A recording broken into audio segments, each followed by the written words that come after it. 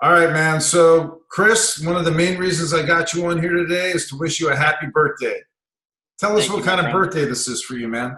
This is my recovery birthday, my sobriety birthday. It's January 20th, 2018 is my sobriety birthday. How many years? So today would be 3 years. 3 Yes, years today. today, man. Yes. Congratulations. All. Thank you. I have really not much to do with it. I just pay attention to you guys, and it feels good. It really, you know how it feels. It feels great. But if I'm being honest, it's another day, and I hate to say it like that. I'm not taking anything away from it because it's huge, but it's just another day. It's one day at a time in this program, and once that got broke down to me, it became simpler. Like I don't, I remember I used to sit because I'm a relapser, right? I used to sit in the rooms and like say I want 5 years like that guy just said he has, or I want 2 years like that guy just said, or I want 30. But when I finally became ready and well, it dawned on me that those it's important to get some years together, but that's a huge deal to go a day without a drink, man. For the way I used to drink, to go a day, the way I used to use, especially to go a day without putting something in my body to make me feel different, that's a huge deal. And if once I just started kind of just living day by day, they started stacking up. And next thing you know, I was hitting these milestones, and it falls into place. It just really, really falls into place. So, clearly, willpower and sheer grit and determination weren't enough to get 3 years on their own. I mean, it's helpful to have that kind of drive and tenacity, but what are the kinds of things you did, man, or are doing on a daily basis that you think have been I don't know, your secret to your success? Well, I came out of my rehab that I was in, and I instantly found a home group, and I found a sponsor, and I started working the steps. And um, it's like making a cake, Eric. You know that you can't leave for me. I can only speak for me. I can't leave an ingredient out. I can't just pick and choose what I want to do. For me, it starts with finding a higher power, and then getting a relationship with that higher power, and then finding a sponsor and working my steps, and then eventually helping others, reaching out and helping others, and going to meetings.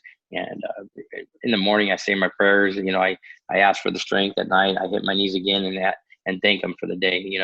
And hope that I get to start all over again. But this is it's been a struggle my whole life. I fought everybody and everything. I try to do it my way all the time, and it just doesn't work that way. I tried every imaginable remedy to try to do it on my own. One of our books says that we've seen the most impossible domestic situations righted, and it That must is feel me. good to be reunited with your kids again and starting to get the trust back.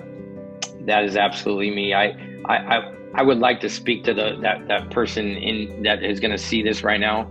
Anybody who is going to see this that feels that their situation is hopeless, because I could have swore, and I would have bet every amount of dollar. I would have bet everything I had that I would never ever be involved with the kids like I am today.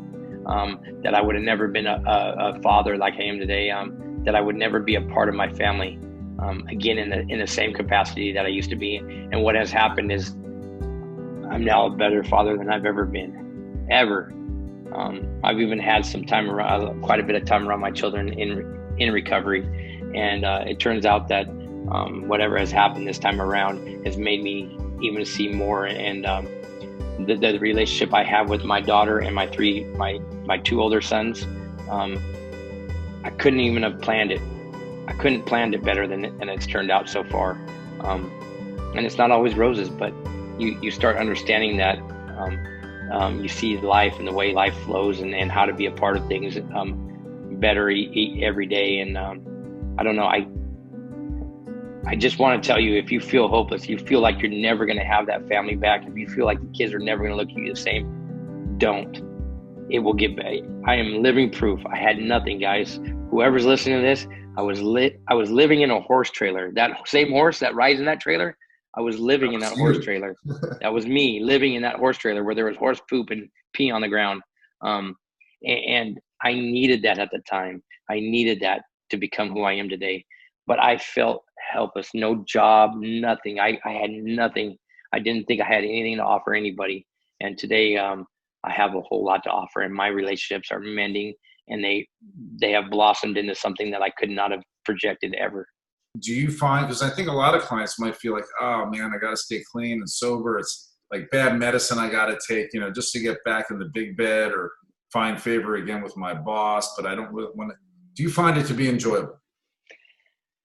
I have more fun and I enjoy life more than I've ever had in my life. It seemed like at the beginning I was biting off more than I could chew.